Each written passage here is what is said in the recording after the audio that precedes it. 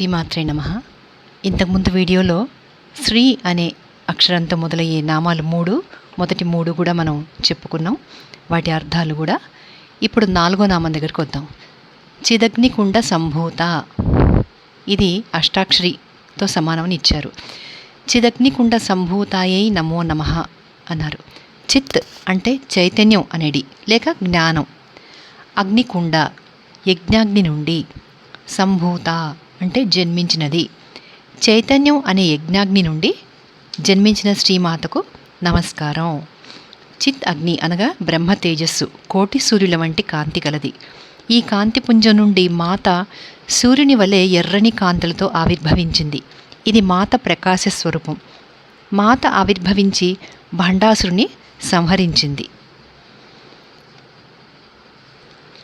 అగ్ని తమస్సును హరించును, అట్లే జ్ఞానాగ్ని తమోగుణమును అనగా అవిద్యను హరించి జ్ఞానప్రకాశమును కలిగించును. గీతలో జ్ఞానాగ్ని దగ్ధ కర్మాణం అని సుప్రసిద్ధం. సమస్త కర్మలు జ్ఞానాగ్నిలో దగ్ధమైనప్పుడే శుద్ధ చైతన్యం ప్రకాశిస్తుంది. ఇది 4వ నామం. ఇప్పుడు 5వ నామం దేవకార్య సముద్యత. ఇది కూడా అష్టాక్షరి. దేవకార్య సముద్యతాయై నమో నమః.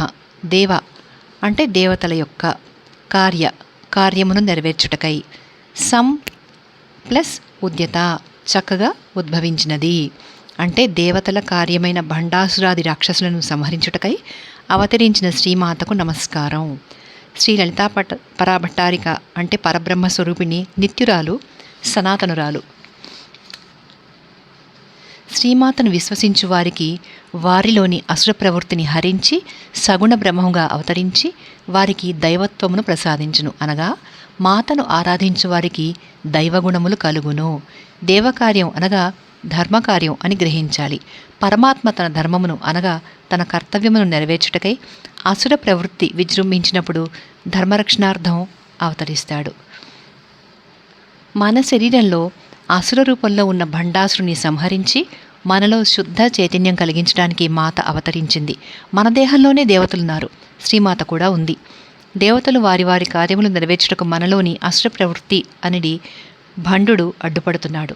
అందులకై దేవతలు యజ్ఞమును ప్రారంభించిరి. మనము శ్రీమాతను ఆరాధించుటే యజ్ఞం. యజ్ఞ ఫలితము మనలోని అసుర ప్రవృత్తి అనేది రాక్షసుని సంహరించి దేవతలు తమ తమ కార్యములు నిర్విఘ్నముగా కొనసాగించుటకు మార్గము శ్రీమాత సుగమం చేస్తుంది.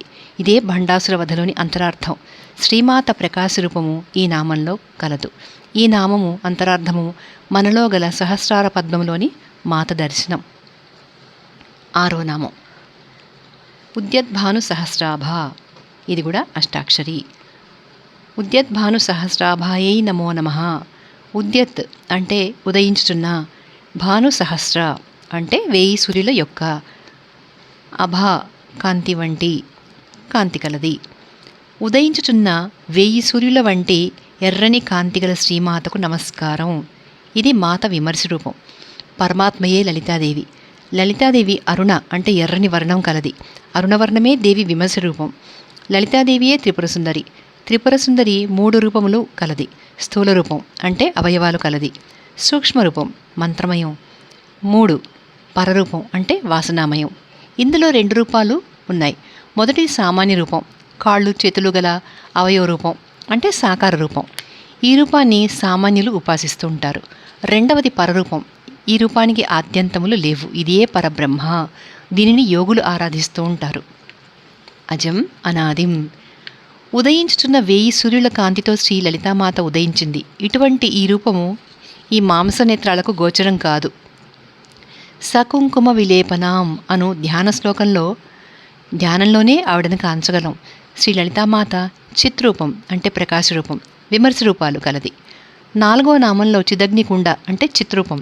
5వ నామంలో ఈ నామంన విమర్శ రూపం చెప్పారు. శ్రీ త్రిపురసుందరి మాత ఎర్రని దేహకాంతులు కలది, విమర్శాత్మకంగా గోచరిస్తుంది. ఈ నామం నుండి మాత విమర్శ రూపం వర్ణితం. ఇహ 7వ నామం చతుర్బాహు సమన్విత. చతుర్బాహు సమన్వితాయై నమో నమః. చతుః అంటే 4, బాహు అంటే చేతులతో, సమన్విత అంటే కూడినది. 4 బాహువులతో అవతరించిన శ్రీమాతకు నమస్కారం. మొదటగా మాత 4 బాహువులతో అవతరించింది. శ్రీమాతను నిర్గుణంగా భావించినప్పుడు మనస్సు, బుద్ధి, చిత్తము, అహంకారము అనే 4 బాహువులు. అంతఃకరణ చతుష్టయం. సగుణంగా భావించినప్పుడు 4 బాహువులలో 4 ఆయుధాలు లేక 4 వేదాలు ఉంటాయి. 4 బాహువులలో పాశము, అంకుశము, కోదండము, శరము అనే ఆయుధాలు ధరించి రాక్షసులను బాధిస్తుంది. 4 చేతులతో భక్తులను అనుగ్రహిస్తుంది. అటువంటి దివ్యమంగళ విగ్రహరూపిణియగు చతుర్భుజ శ్రీ లలితాదేవి రూపమును ఆరాధించినచో శుద్ధ జ్ఞానము కలుగును.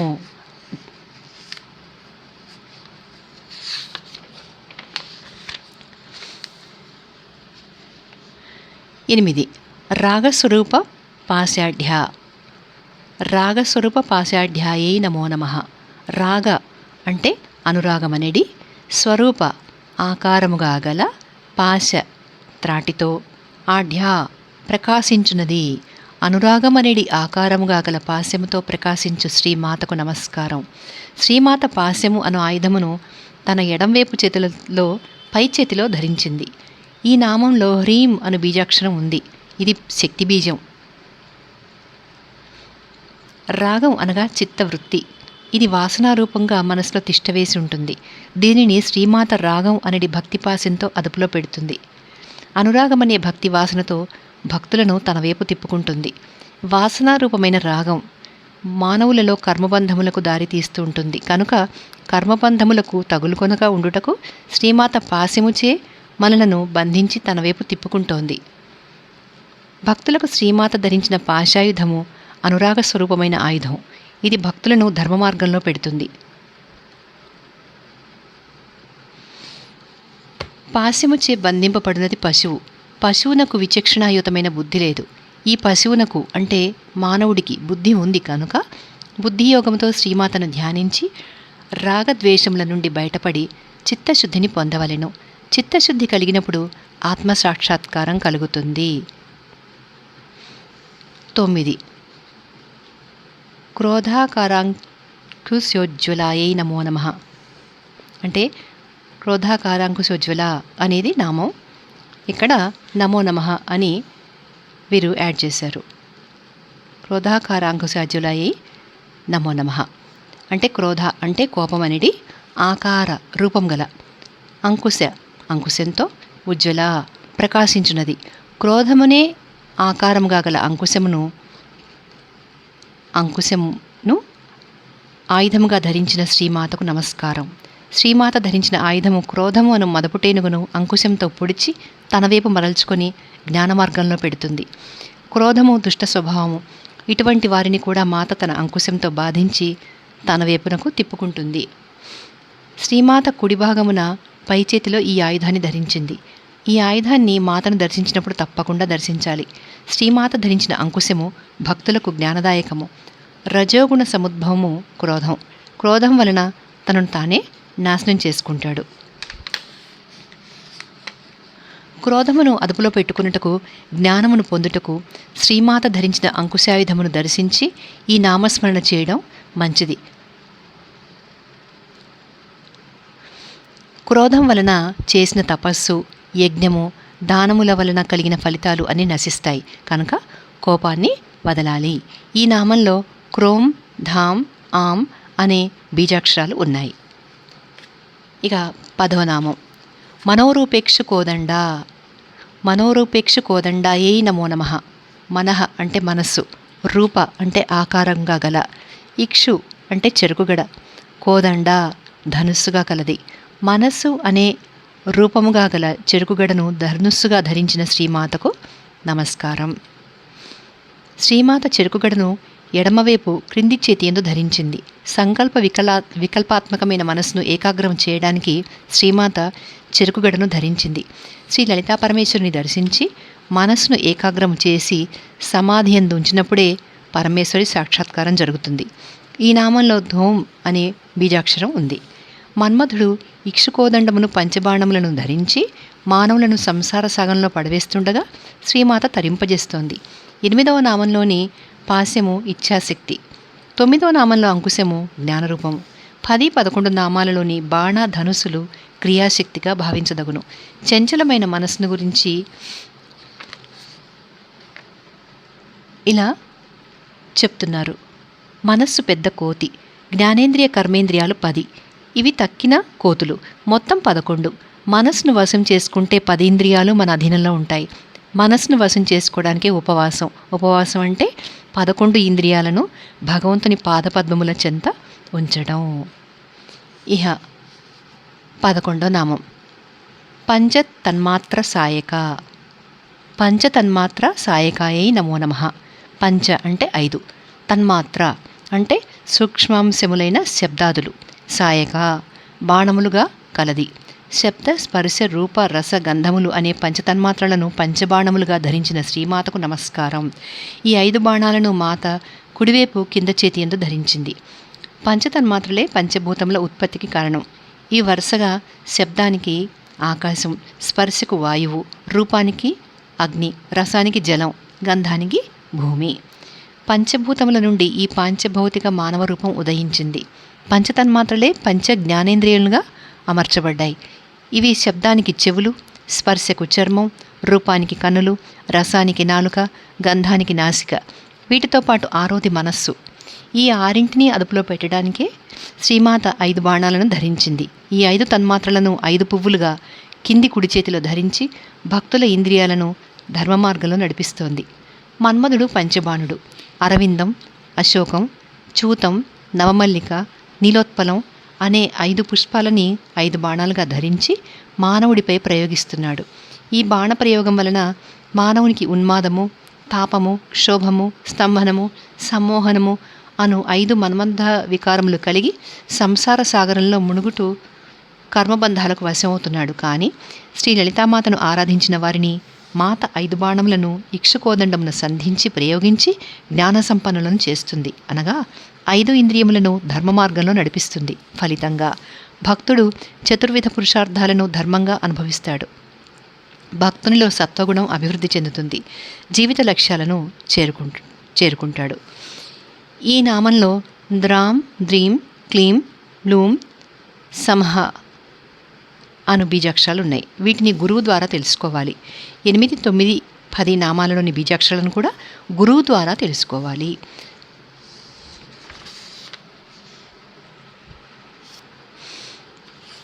ఇప్పుడు 12వ నామం నిజారుణ ప్రభాపుర మజ్జత్ బ్రహ్మాండ మండల. నిజారుణ ప్రభాపురం మజ్జత్ బ్రహ్మాండ మండలాయై నమో నమః. నిజ అంటే తన యొక్క, అరుణ ఎర్రని, ప్రభా కాంతుల యొక్క, పూర నిండైన ప్రవాహమున, మజ్జత్ మునుగుతున్న, బ్రహ్మాండ మండల బ్రహ్మాండముల యొక్క సమూహములు కలది. తన ఎర్రని కాంతులతో నిండైన ప్రవాహంలో బ్రహ్మాండములని నిండి ఉన్న శ్రీమాతకు నమస్కారం. ధ్యాన శ్లోకాలలో శ్రీమాత అరుణవర్ణం కలది అని స్తుతి. శ్రీమాత తన దివ్య అరుణ కాంతులతో బ్రహ్మాండమంతా కప్పేసింది. శ్రీదేవి శరీరంలో అగ్ని, సూర్య, చంద్రులు వరుసగా 108, 116, 136 కిరణాలతో, అంటే మొత్తం 360 కిరణాలతో ప్రకాశించుతున్నారు. ఈ కిరణాలే అనేక కోట్ల కిరణాలుగా ప్రసరిస్తున్నాయి. పృథ్వీతత్వమైన మూలాధారమున 56, జలతత్వమైన మణిపూరకమున 52, అగ్నితత్వమైన స్వాధిష్టానంలో 62, వాయుతత్వమైన అనాహతంలో 54, ఆకాశతత్వమైన విశుద్ధియందు 72, మనస్తత్వమైన ఆజ్ఞాచక్రంలో 64, మొత్తం 360 కిరణాలు ఈ శరీరాన్ని ప్రకాశింపచేస్తున్నాయి. అంటే ఇక్కడ నామాలు ఎలా ఇచ్చారంటే మణిపూరకంలో 108, 54 అనాహతంలో 116, ఆజ్ఞాచక్రంలో 136, ఇలా ఇన్ని నామాలుగా చెప్తున్నారు. ప్రాతకాలమున శ్రీమాతను ధ్యానించిన సౌభాగ్యాదులు సిద్ధించును. శ్రీమాత ప్రసన్నమగును. ఇంకా 13వ నామం చంపకాశోక పున్నాగ సౌగంధికల సత్కచ. చంపకాశోక పున్నాగ సౌగంధికల సత్కచాయై నమో నమః. చంపక అంటే సంపెంగ పువ్వు, అశోక అంటే అశోక పువ్వు, పున్నాగ అంటే పున్నాగ పువ్వు, సౌగంధిక అంటే సౌగంధిక పువ్వులు, లసత్ అంటే ప్రకాశిస్తున్న, కచ పరిమళించు కేశపాశములు గలది.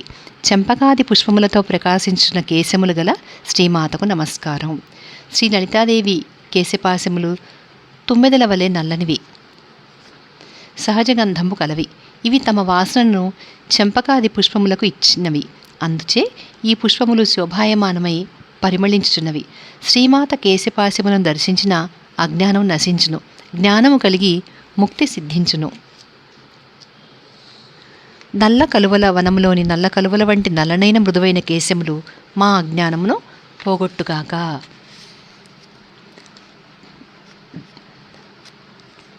ఈ నామం నుండి శ్రీమాత యొక్క శిరస్సును వర్ణించుచున్నారు వసిన్యాదులు. శిరస్సు 3 కూటములలో మొదటిదైన వాగ్భవ కూటము. ఇప్పుడు 14వ నామం. కురువింద మణిశ్రేణి కనత్కోటీర మండిత. కురువింద మణిశ్రేణి కనత్కోటీర మండితాయే నమో నమః. అంటే కురువిందమణి అంటే పద్మరాగమణుల యొక్క శ్రేణి అంటే వరుసలచే, కనత్ అంటే ప్రకాశించుచున్న, కోటీర అంటే కిరీటంచే, మండిత అలంకరించబడినది, పద్మరాగమణుల కిరీటముచే అలంకరించబడిన శ్రీమాతకు నమస్కారం. నదిలో 3 విధములకు కురువిందమణులు లభ్యమగును. ఇవి సౌగంధికము, స్ఫాటికము, పద్మరాగములు. ఈ మణులచే శ్రీమాత కిరీటం నిర్మితమైనది. పద్మరాగములు మంకెన పూల వలె అరుణవర్ణం కలిగి ఉంటాయి. ఇవి కామమును, అనురాగమును వృద్ధి చేస్తాయి. మిగిలిన మణులకు ఈ శక్తి లేదు. పద్మరాగమణులు అరుణకాంతి కలిగి భక్తులకు భక్తి పట్ల కామమును, ప్రేమను వృద్ధి చేస్తాయి. శ్రీ లలితామాత ధరించిన అరుణవర్ణ కిరీటాన్ని దర్శించి నమస్కరించిన వారికి రజోగుణ సముద్భవ కామము నశిస్తుంది.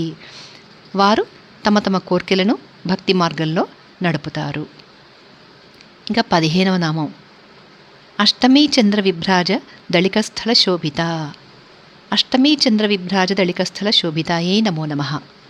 అష్టమి అంటే అష్టమి తిథి నాటి చంద్ర అర్ధచంద్రుని వలె విభ్రాజత్ మిక్కిలి ప్రకాశవంతమైన అళికస్థల లలాట ప్రదేశముతో శోభిత ప్రకాశించుచున్నది. అష్టమి తిథి నాటి అర్ధచంద్రుని వంటి లలాటముతో ప్రకాశించుచున్న శ్రీమాతకు నమస్కారం. అష్టమి నాటి 8 కళల అర్ధచంద్రుని వంటి లలాటం కలది. శుక్లపక్షమునకు కృష్ణపక్షమునకు మధ్యలో ఉండేది 8వ కళ, అనగా 8 కళల అర్ధచంద్రుడు. ఈ కళ ఎటువంటి మార్పు లేనిది, సరిగ్గా అర్ధచంద్రుడు. ఈ విధంగానే శ్రీమాత లలాట భాగం ఎటువంటి హావభావాలు లేక, దుష్టులపై ఆగ్రహం వచ్చినా, శిష్టులపై అనుగ్రహం వచ్చినా మార్పు లేక స్థిరంగా ఉంటుంది. శుక్ల కృష్ణ పక్షాలలో చంద్రుడు అంటే అందరి యందు సమభావం కలిగి ఉండేవాడు. చంద్రుని 16 కళలు ఈ పాడ్యం నుండి ఒక్కొక్క తిథికి వరుసగా వస్తాయి.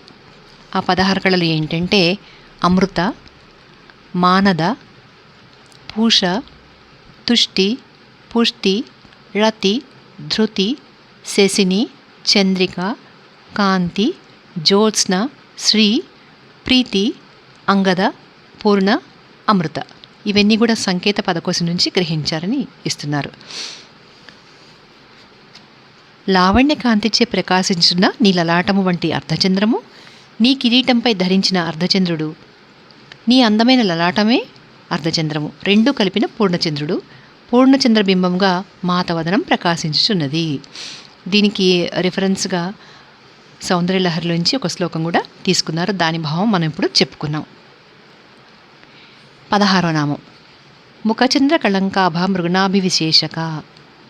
ముఖచంద్ర కళంకాభ మృగనాభివిశేషకాయే నమో నమః.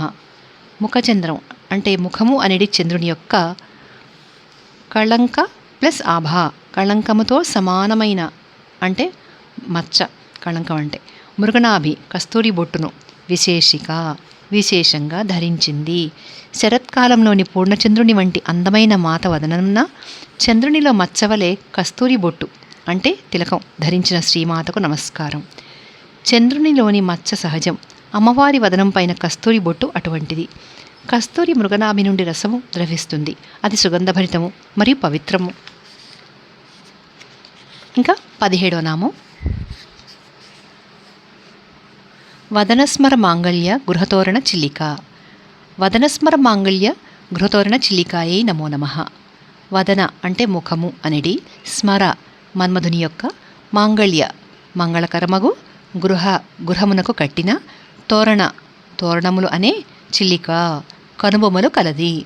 ముఖము అనిడి మన్మధుని మంగళగృహమునకు కట్టిన తోరణములు అనిడి కనుబొమ్మలుగా కలిగిన శ్రీమాతకు నమస్కారం. అందమైన మాత వదనం మన్మధుని గృహంతో పోల్చారు. మన్మధుడు శివుని నేత్రాగ్నికి భస్మమై శ్రీమాత కరుణతో మరల జన్మించుట ఇక్కడ అనుసంధింపవచ్చు. శ్రీమాత వదనం మన్మధుని గృహంతోనూ, గృహమాంగళ్య తోరణాలు శ్రీమాత కనుబొమ్మలతోనూ పోల్చారు. శ్రీమాత కనుబొమ్మలు మన్మధుని విల్లు. జగత్తుల యందు వ్యాపించే భయమును పోగొట్టుటయందు ఆసక్తురాలమైన మంగళదేవి, వంకరగా ఉన్న నీ కనుబొమ్మలను, తుమ్మెదల వంటి కాంతిగల నీ నేత్రాలు అనే అల్లెత్తాటిని, కొనియున్న మదనుని వామహస్తమందలి ముంజేయి పిడికిటిని కప్పుతుండగా కనిపించని మధ్యభాగము గల విల్లుగా తలస్తున్నాం.